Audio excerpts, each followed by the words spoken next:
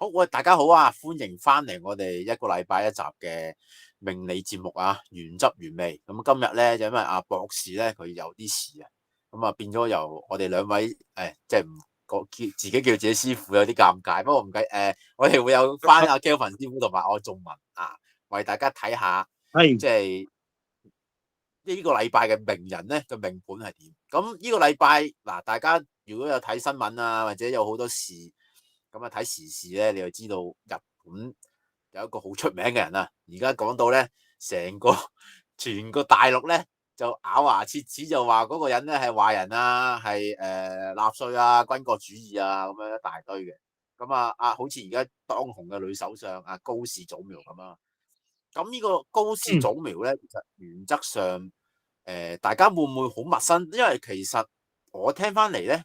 其實佢呢個人咧都出咗道一段時間嘅，咁但係咧係啱好呢個10月嘅時候咧，佢接任咗日本嘅首相嘅職位，咁開始嶄露頭角啦。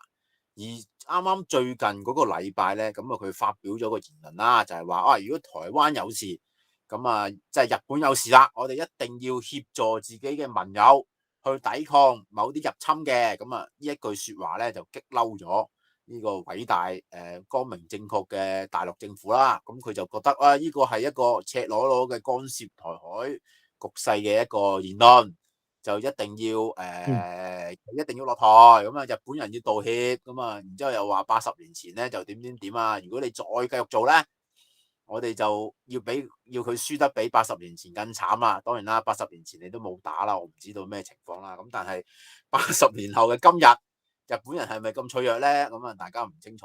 咁但係我哋咧想從命理嘅角度分析，究竟個高市早苗咧，佢點樣去上位，點樣成功去到做呢個首相咧？咁首先我哋今日請咗 Kelvin 師傅喺八字嗰度幫我哋講一講點解佢行到運先。好嗱，咁我哋都係咁講啦，即係都係我哋以八字講八字嘅啫，咁就唔涉及政治上嘅嘢嘅。因為我見好似有啲師傅啦我唔會開名嘅，係啦，咁就即係從佢面上分析，跟住咧就變咗又話咩高市早苗咧就話人哋因為有個苗字，又話係植物，又話咩生長嘅唔成熟咁啊，即係你某程度上係嘛有少少好似吹水或者叫無限上綱係嘛？喂，大佬。咁苗僑偉，你會唔會用呢個方法去話苗僑偉先？即係因為有個苗字喎，咁係嘛？你又會用呢個方法去話苗僑偉唔成熟啊？做嘢魯莽啊？你唔會咁樣講係嘛？人哋姓苗嘅係嘛？咁即係人哋個名係呢樣嘢，咁你純粹用嗰個意思係嘛？咁係咪即係如果佢係大，即係佢嗰個人係如果一個八字有個山字嘅，係咪等於一定好穩健咧？係咪唔會走數咧？係嘛？即係唔可以咁樣去。即係因為山等於戊土啊，土主信啊，佢一定好穩健嘅，一定唔會走數嘅，唔會亞位嚟嘅。咁我覺得唔可以咁樣去論命噶嘛，係嘛？即係如果你用呢個方法去論命嘅，咁不如唔好論啦。即係你同吹水冇分別啦，係嘛？當然我唔會講係邊個啦。咁但係有啲朋友可能會有興趣想知嘅。咁我留少少牽涉啦。即係每年我哋通勝都有春牛圖嘅。咁我位師傅係會用春牛圖個角度去講國運嘅。係啦，咁但係你知，大家如果睇過即係蔡氏佢哋講春牛圖係點樣製作啊？有啲乜嘢 condition？其實根本嗰個唔係預言嚟嘅，係有個規則去畫個春牛圖嘅，係啦，就唔係春牛圖有啲咩特別嘅玄機，用春牛圖調翻轉頭講國運，即係穿鑿附會嘅嘢，我覺得就係啦，吹下水算啦，就唔好咁認真，係啦。好，跟住我講翻呢個八字。唔好意思，請講啊，啱啱收唔到聲。唔係，我話坊間嘅師傅通常都會咁得閒吹下水。唔緊要，我當娛樂性足夠就得噶啦。呢個係啦，即係娛樂性足夠就得噶啦，係啦。我好多時候即係八字或者好似玄學咁，有時都係有啲係娛樂性質噶嘛。咁啊係。係啦，即係我都覺得係娛樂性質，即係我自己有時都要講下啲笑話，如果唔係就好悶嘅。好嗱，望翻我哋呢個高市早苗呢個女士啦，奇女子係嘛，即係叫做日本第一個嘅女首相。嗱，我望翻咯，1961年3月7號，咁嗱，因為咧，根據翻佢自己10年前到咧，咁啊，即好似係話10零年前到，佢有一篇文就話，喂，49歲就嚟50歲啦，跟住咧就係話仲有幾個鐘頭之後先至踏入佢出世嘅時間，咁即係喺個篇文裏邊攞蛛絲馬跡，咁所以就會用一人，即係用咗係早上5點鐘出世喺奈良，咁然後因為跟翻你可以用 Moria 又好，跟其他啲天文軟件都好。調翻真太陽時咧，其實就係4.8、4.9嗰啲咁嘅時間啦。咁所以就一般嚟講會用翻丙寅時去落盤嘅。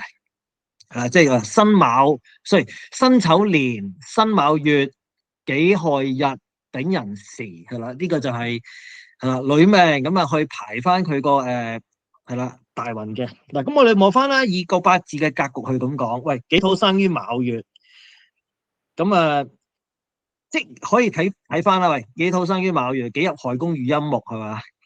即係個己土某程度上都係偏弱噶啦，因為係嘛春天係嘛，即係木逢長生，木當令係嘛，咁人亥又合木，咁即係木好旺喎。木好旺嘅話咧，咁不外乎就係通常啲師傅啦，可能係會用印或者用食神制煞啦，係嘛。咁但係我哋睇翻佢啲運啦，其實佢係而家係行到係金地啦，咁啊先至能夠係叫做喺日本嘅內閣啦，能夠開始做啲大臣嘅職位係嘛，同埋而家係去到自民黨總裁，跟住再係成為首相係啦，咁所以就基本上就大家都唔會懷疑用金咯，咁啊即係食神制煞噶咯，係啦。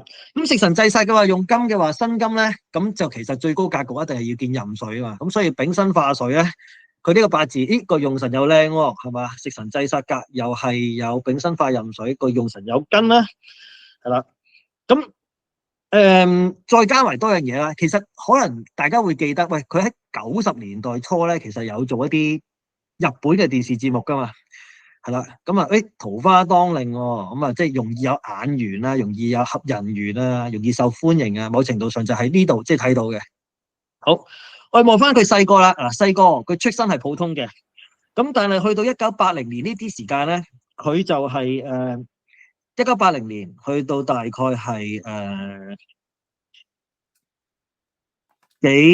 sorry 等等啦，記住咗，1980年係啦，癸巳運庚申年呢段時間，咁佢就係以用神個角度嚟講啦，食神制煞噶，咁佢喺大運同流年咧，佢呢段時間就地支會咗金局嘅，係啦，咁即係佢叫用神係發到力啦，用神發到力嘅話咧，喺呢段時間佢就同時係俾3間日本嘅大學咧，就係同時係取錄。咁你有冇仲文？你知唔知日本通常最出名係邊幾間大學噶？日本最出名啊，我諗東京大學啊，東京大學就 No.1 啦，咁仲有慶應同埋早稻田就係私立嚟講就係第1、2噶啦。早稻田咧，我睇嗰啲漫畫咧，成日講啊，因為個人比較天真咯。咁我成日睇漫畫咧，講嗰啲女主角咧，好中意去早稻田大學讀文學噶嘛。係啦，即係慶應同早稻田就係分開政治同埋經濟兩邊嘅，咁就即係基本上日本 top 3大學啊嘛。咁佢當時就係喺即係普通出身啊，即係佢阿媽係警察啊，係啦，普通出身嘅。但係佢係喺呢一個年喺呢個時間咧，佢係有3間大學，咁就即係神戶大學、慶應同早稻田就取錄。咁但係屋企又係冇錢啊，所以就入唔到嗰2間私立學校，就焗住去神戶大學讀書。咁即係你以古代嚟講係咪？即係叫做你用食神而食神成局係咪？呢段時間係咪即係讀到書係嘛？可以叫做中狀元咯，已經係嘛？即係以日本嘅角度嚟講係咪？咁多學生去考最頂尖嘅大學，而係你收到喎，係嘛？即係100個裏邊可能得1個嘅喎，但係最尾你唔讀，因為冇錢，屋企窮，因為話佢個細佬都要讀大學，所以要留翻啲錢俾佢，所以就唔能夠。加上你知日本通常都係男尊女卑有個咁嘅心態啊，咁所以就佢就叫有大學讀，但係就唔係話係讀最頂尖嘅大學嘅。咁可以咁諗啦，嗱，佢係喺癸巳運，咁癸巳運係咪己土見巳係驛馬係啦？咁咧呢啲時間咧，佢行驛馬運喎。咁行驛馬運係做乜嘢咧？佢1984年嗰段時間咧就走咗過去美國喎，跟咗個民主黨嘅女眾議院嘅議員實習嘅。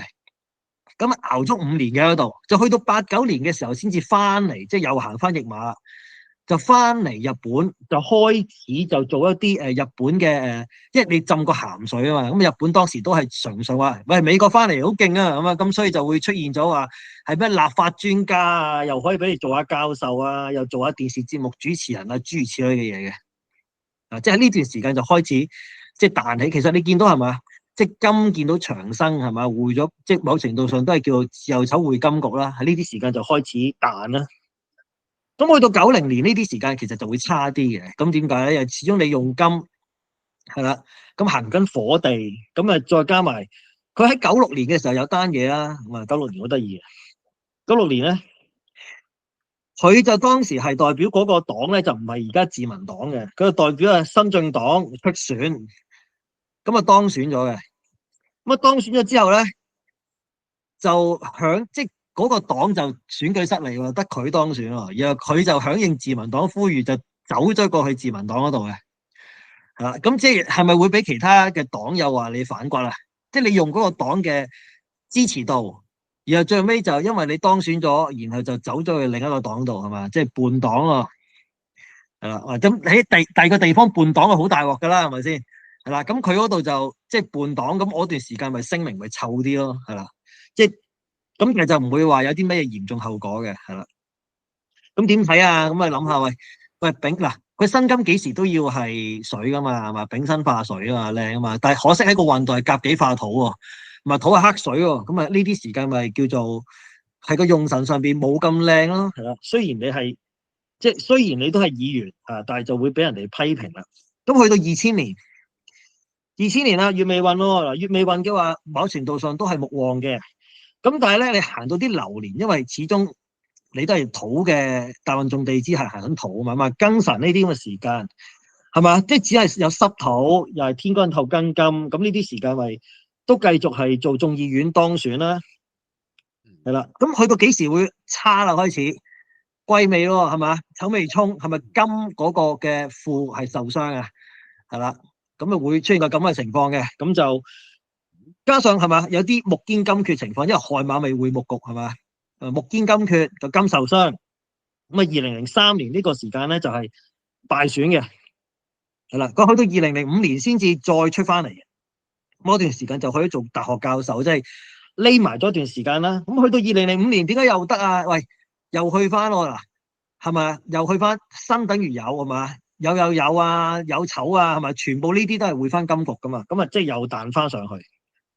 咁嗱，我哋唔好逐年去睇啦，但係你見到係行丙辛丁酉係嘛？丙辛運開始就係成為安倍嘅內閣啦，丁酉運嘅時候更加係即幾度係角逐做自民黨嘅總裁。咁嗱，坦白咁講，因為你要係將幾個都行緊好運嘅人去比拼邊一個人能夠成為自民黨總裁就冇乜意思嘅，即係但係你見2021年啊辛丑係咪都已經係匯咗金局噶啦，但係問題可能對方係特別再格局高啲咧，所以就唔能夠成為係啦，即係當時就係淘汰咗嘅。去到2024年再競逐，2024年再競逐咧，某程度上丁火見甲木就非常之旺，咁啊某程度上薪金係會受損啦，咁所以就。最後尾都係俾石破茂去贏咗嘅，咁但係去到2025年啦，2025年係啦，咦又係自由手匯金局喎，你記得好似當時讀書係咪能夠即係百中選一嘅係咪？又係去翻呢啲情況啦，咁咪叫做能夠喺秋天添喎，金最旺嘅時候係嘛？秋天係啦，就能夠成為自民黨嘅。即係女總裁啦，咁啊同時就係啦，成為日本政府嘅首腦。咁嗱，我哋照望多少少嘢好得意嘅，有啲識八字嘅朋友會見到咧。喂，你今年唔好嘅，其實今年點解唔好啊？喂，係咪天克地沖啊？月字己亥係嘛？係咪月木克己土自亥沖？咁日柱亦都係夫妻宮。咁通常會應啲事噶嘛？咁啊，喂，應啲咩事啊？喂，唔係啊，做女首相點會差？嗱，有啲朋友會知道咧，其實高市早苗咧喺2004年先結婚嘅，咁2004年結婚望翻咯，夾身喎，頭先係咪講過啊？佢用金噶嘛，咁有啲朋友會知道啦，其實就唔係一定係以官煞為老公嘅。如果呢個八字有格局有用神，就以用神為夫。咁啊，流年夾身係咪有嗱有夫星啊？係啦，咁呢啲時間咪有正緣咯，咪結婚咯，係咪夾身咪結婚咯？結婚喎，跟住佢去到去到2017年分開咗之後，再2021年再復合嘅。所以真係呢啲你今個時間又再復合翻啦。咁但係即始終佢行嗱呢啲就冇意思嘅，特登去講。咁但係去到今年啦，發生咩事咧？今年天克地沖，就佢老公阿山本先生啦，係啦，即係佢老公其實好得意嘅。佢老公原本係第一次結婚咧，就係佢阿高氏祖苗就跟佢老公姓嘅，就叫山本祖苗。咁啊，但係第二次結婚咧，就佢老公係跟翻個老婆姓嘅，就變咗入贅嘅。係啦，即係日本嚟講，話男人跟女人姓係好奇怪噶嘛，入咗贅啦。咁而今年就個老公咧就幫佢擋咗咧，就叫咩？腦癱，然後右邊中風喐唔到。今年喎，係咪天克地沖個夫宮？咁下年會點啊？或者嗱，今年就應咗呢件事啦。下年會點啊？其實下年好坦白咁講，下年就唔靚嘅，係啦。咁啊，當然有啲朋友就喂好開心啦，咪話日本差啦。咁當然我哋以八字論八字啊，點解會唔靚啊？因為一般嚟講，唔係撳咗運。一般嚟講，我哋要睇翻啦，係咪辛金幾時都要用壬水土洗啊嘛，個用神。咁但係下年係點啊？喂，丙申化壬水，丁壬化甲木，甲己化戊土喎。咁呢個八字戊土一多咗咧，係嘛？辛金幾時都唔要土多啊嘛，土後埋金啊，咁所以就會個用神唔靚，咁所以下年就一定係差嘅，係啦。咁所以就我想問下咧，請講。其實咧，佢今年啊，唔係我突然間講出嚟講，今年咧，我想問下佢本身，其實而家呢個情況啊，即係突然間交互，突然間，佢會唔會係行衰運？佢講錯咗嘢，令到自己而家陷入一個咁大嘅漩渦咧？定係其實佢講得啱，講得好，就啱啱好係佢好運，所以咧佢講到而家支持率上升啦。咁其實有冇得睇到呢個月大概嘅情況係點樣？或者咁講嘅食神㗎，即係去思考啊，即係食神係代表深謀遠慮啊嘛。咁佢個喺呢個運裏邊嘅食神係成局噶嘛，所以佢講呢樣嘢係即係有充分計算過去先講出嚟，係啦。而且呢個係佢用神嚟嘅，即係講嘅嘢一定係到位嘅。咁但係當然某國一定係會用嗰個原因係去即係有爭議啦。咁啊呢個直情無可置疑嘅。咁但係即係以佢即係唔係話好似之前我哋上一個禮拜講阿林作咁樣係咪？因為亂 Q 咁噏，亂 Q 佢抽水係嘛？即係人哋荷里活廣場斬死咗人，跟住扮咗個人係咪？抽呢啲咁嘅水啊！即係佢嗰啲係表達有個問題。失言導致好大鑊，有公關災難俾人炒埋，係嘛？我即係你係公關災難，係幫人宣傳 JPEX，然後大鑊啊嘛，係啦。嗱，我冇講係啱定啱啊，係嘛？因為未判嘅。佢呢個唔係喎，佢呢個係用神嚟嘅喎，佢用神冇受傷嘅喎，佢照係噏出嚟嘅喎，係啦。咁所以其實就佢會金局嘅喎，咁所以佢係呢樣嘢係深謀遠慮，係真係佢由心而發，佢不嬲都係。即係極右㗎啦，即係極右翼啦，可以咁講係啦。佢同日本嘅某一啲係比較好保守嚇，或者係叫做好極端嘅政黨係嗰個思想係有傳承㗎嘛。咁大家都應該知㗎啦，係啦。唔係，即係我哋冇話啱定唔啱啊，純粹以一個即係佢用神個角度嚟判斷，就係呢個運佢即係呢個流年佢表達到嘅嘢出嚟，係會令到佢即係成功嘅機會會好大啦，係啦。因為其實本身高氏祖苗呢個人咧，嗱，其實喺日本人嘅角度咧，我睇翻佢哋即係當然啲新聞咁講咧，佢大概咧佢定性佢係一個中間偏右嘅一個人物嚟嘅。當然啦，我哋華文嘅世界咧就覺得佢極右啦，直情係法西斯。唔係因為佢嘅要求係話要係將和平憲法取消，變翻正常。係咪正常國家化啊嘛？即係軍隊正常有翻日本軍隊就唔係叫自衛隊啊嘛？即係佢要將日本所謂嘅正常化啦，甚至不排除係我聽過就話係 at least 要擁有核武啊！即係講過呢啲咁嘅説話嘅。咁你以某一啲國家嚟講係咪哇？即係刺激到神經啊嘛？喂，你有核武啊？係咪先？核武應該係核子俱樂部，即係佢某啲國家從來唔批評北韓有核武啊嘛。但係日本就冇咧，佢就覺得係好嚴重嘅問題啦，就要係升退嘅啦。嗱，今個明日討論啦，其實我覺得日本人咧就擁咗核嘅機會率就好高嘅，佢只不過冇講嘅啫。咁係啊，咁但係喂，其實如果佢呢一刻佢係今年行緊衰運嘅話，佢會唔會？因為我哋以前成日講啊嘛，即係好似佢身為一個首相，已經國家元首啦嘛，咁佢係咪會影響到即係個國運嘅問題啊？我哋調翻轉喎，嗱，佢係以個大運嚟講，佢又冇行衰運，佢係即係食神，佢係用緊食神噶嘛，冇問題，用神冇受傷啊嘛。咁但係佢係自己日柱天喺地沖啊，自己夫妻宮有問題，咪個老公癱咗咯。咁你一般嚟講，你叫做喂，即係沖一次啊嘛，咁啊個老公應咗，咁其實就冇事噶啦。咁啊即係個老公都歪晒嘴啦，係咪先？咁其實原則上佢就已經即係算係一個今年算係一個成功嘅一年嘅咯。如果係咁講嘅話，即係喺一個命理角度，以個用神嚟講係成功，但係以夫妻宮嚟講係失敗。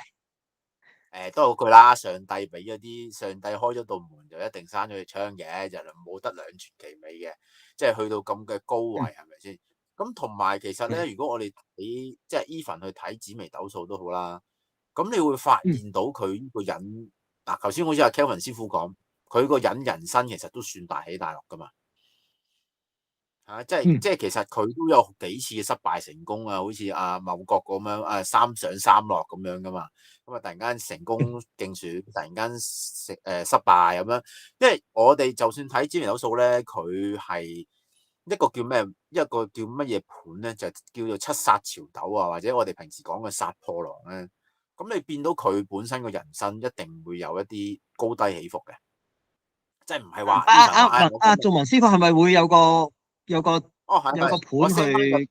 咁我哋照講啦。咁因為其實始終咧呢盤我哋好明顯咧會見到佢哋叫做七殺朝斗呢個七殺養斗嚟嘅，因為佢子宮做呢個命宮啊嘛。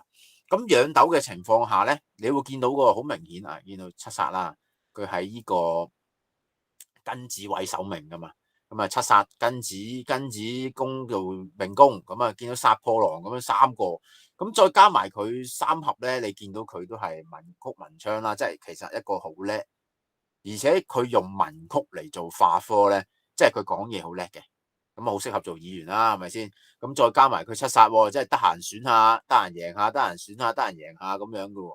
咁有時候我哋頭先睇阿 Kelvin 師傅講25年，咁其實咧嗱。佢好特別嘅，因為七殺朝斗咧有下一句嘅，即係有下聯嘅。七殺朝斗就富不耐久嘅，即係基本上咧好多時候咧，佢去做人生決定又好，或者咩事咧，佢係會有波折嘅。永遠都係可能突然間呢10年好旺嘅，突然間咧呢10幾年咧都衰嘅。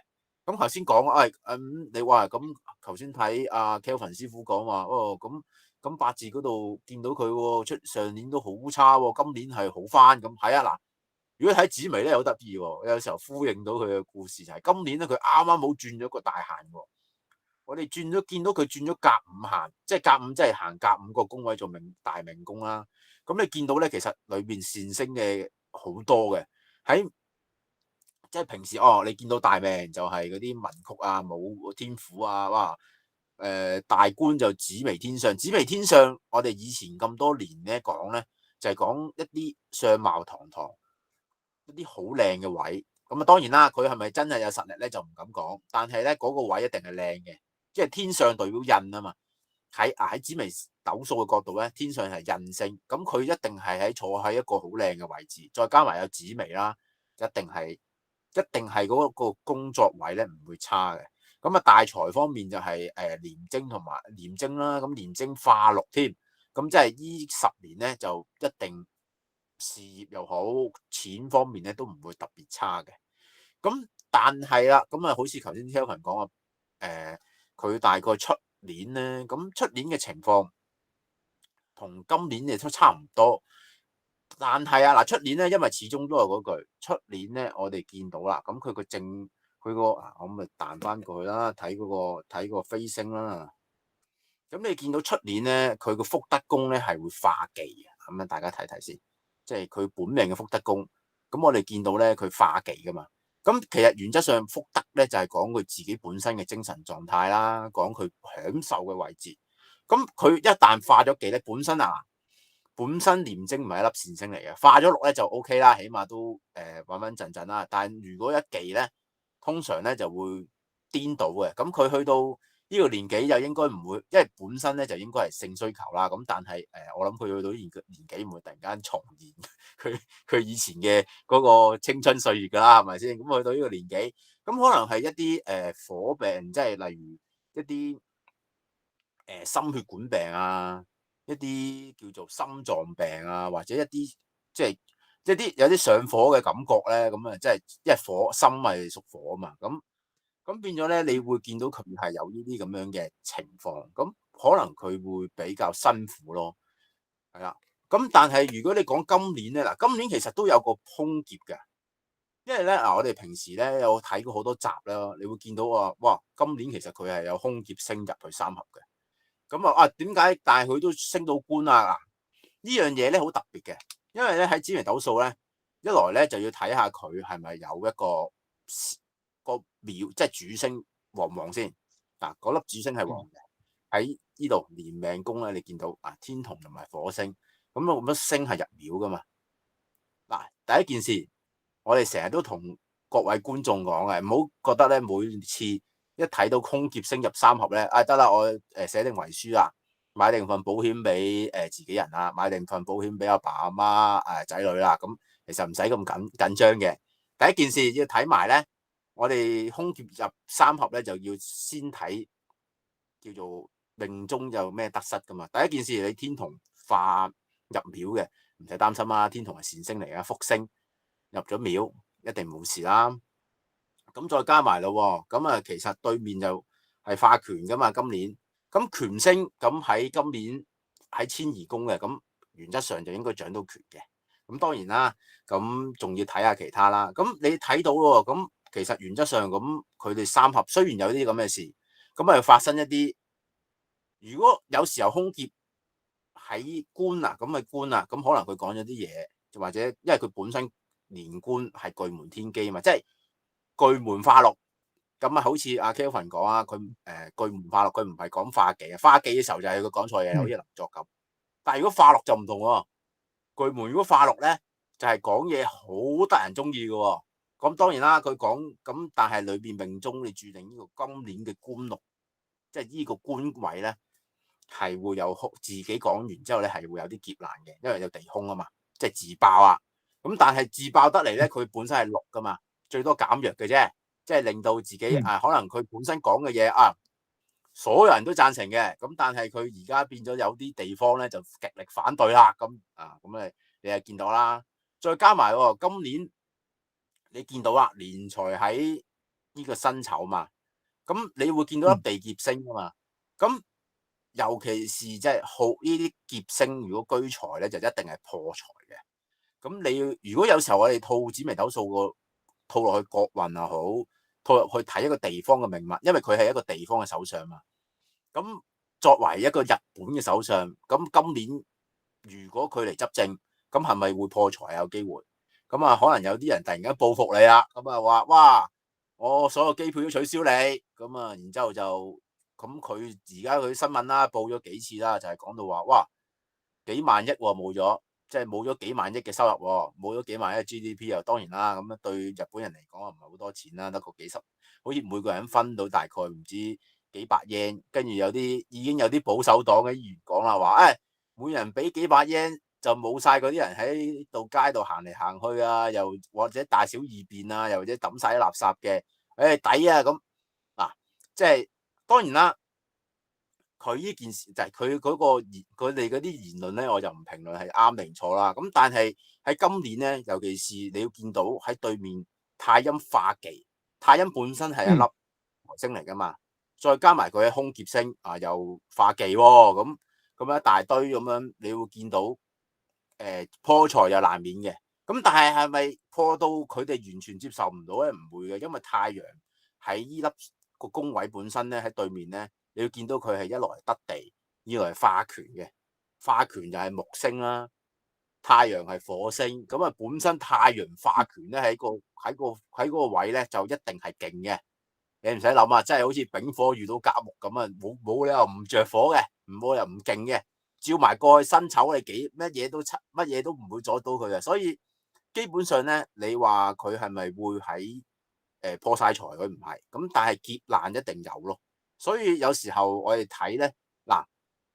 可以係當選首相嘅，所以有時候咧，你唔好諗住一旦空劫啊喺裏邊啊死啦，要好似嗰陣時邊個咁樣遇刺啊咁，唔係嘅嚇，真係有時候要睇翻嗰啲宮位啊又好，或者三方裏邊借翻嚟嘅星，佢嘅活躍，再加埋睇下究竟佢有咩星係化權化忌，咁啊都有得擋下啊嘛。咁啊，再加埋太陽勁，咁啊，哇，照晒啦，咁啊，唔使傾啦，係咪先？太陽喺紫微斗數嚟講係粒好巨型嘅星嚟噶嘛，因為佢係丙火啊，一定係最硬嘅。但係阿文師傅問一句，喂，係咪到佢老公中風咧？今年佢老公中風，睇下先吓。嗱，首先咧，我哋睇下，因為佢今年就真係，即係佢老公係咪冇出現過咧？佢老公中風。嗱，其實如果我講咧，就真係唔見特別佢壞嘅，但係嗱，我講咗啲好笑啲嘅，就係講咧，佢今年個老公會出名嘅。因為咧，我哋睇紫微斗數咧，就見到佢今年紫微星化忌噶嘛，唔係今年紫微星化科。咁紫微化科咧，佢喺夫妻宮咧，咁即係證明佢咧，今年佢老公係會俾人提起嘅，係啊，即係以前古代科名就祿就一定係掂啦，哇，榜上有名啦。咁但係現代榜上有名唔一定好事嚟噶嘛。好似有一次我哋講過一集，講阿姜唔係我寫嗰篇文章講阿姜濤嘅，講佢嗰年出名嘅，咁點出名咧？佢就跌咗落海，跟住出咗名。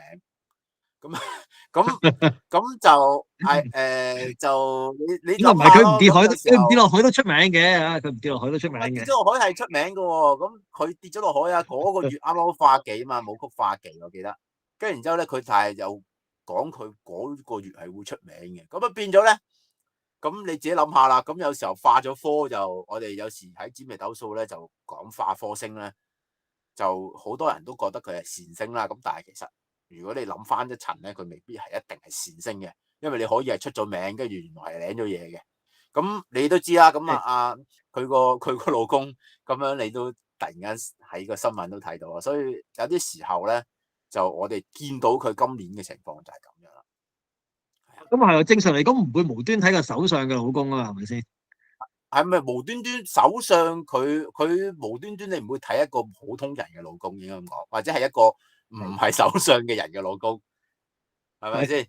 即係你話戴翠夫人，你就留心下個老公啫，係咪先？如果你係話帶樓下買餸嗰個阿婆咁啊，你冇留意佢老公中咗風，可能你會聽佢講，但係唔會新聞有啊嘛，你明嘛？咁啊係，所以有啲情況嘅就係會咁樣咯。明白明白。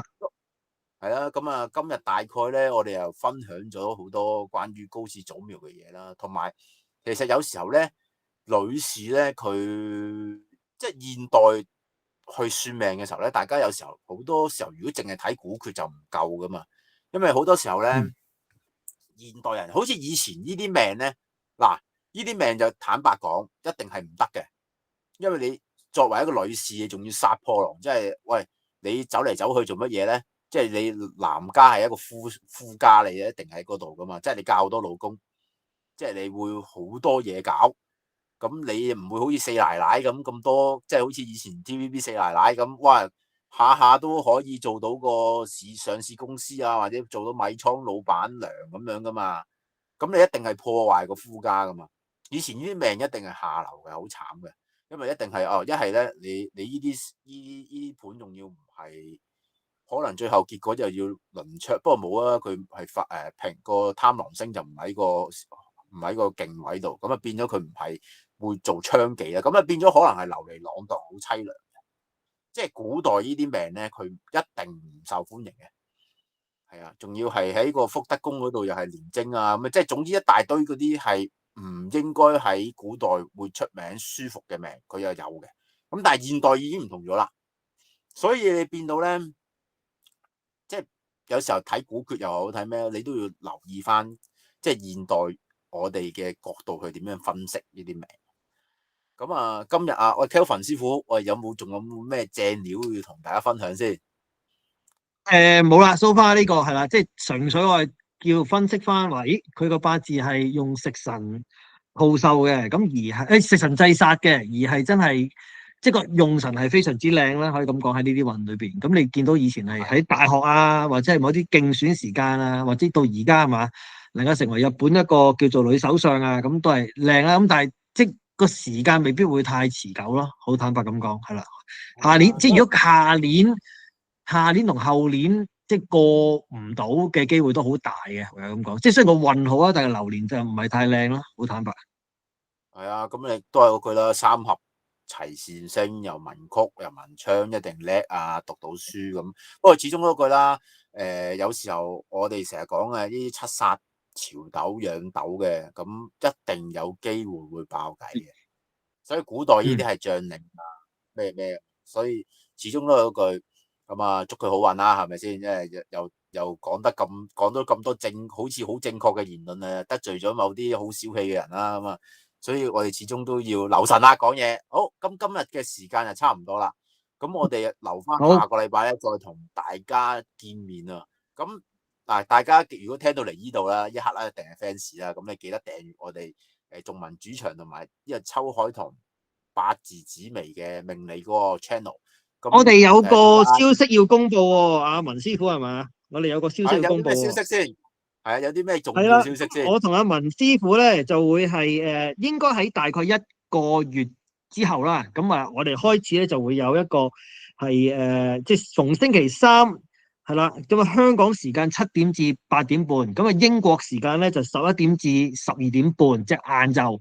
咁啊就會有一個係八字同紫微嘅一個即係同時一齊開始嘅叫同參班啦，係啦，即係我哋會係八字再加埋紫微斗數一齊學。咁就目標咧就係一齊去，即係將一個八字咧2種方法一齊去睇一個命嘅。即係我哋而家即係香港嘅時間大概8點咗緊係咪？係7點至8點半，咁就英國時間就11點至12點半下午嘅，係啦。咁就多多捧場啊！咁啊嗱，如果有興趣就可以 PM 我哋，係啦，即係眾文主場或者係秋海棠八字命理 Fast 或者 IG 或者 WhatsApp 或者 Facebook 都有得聯繫嘅，係啦。咁我哋就係希望見到大家啦，同大家可以即係走一個玄學嘅奇妙旅程啦。好，咁啊，今日差唔多啦，咁啊，多謝大家，記得揾我哋啊，好多謝晒，好，拜拜。多謝晒，好，拜拜。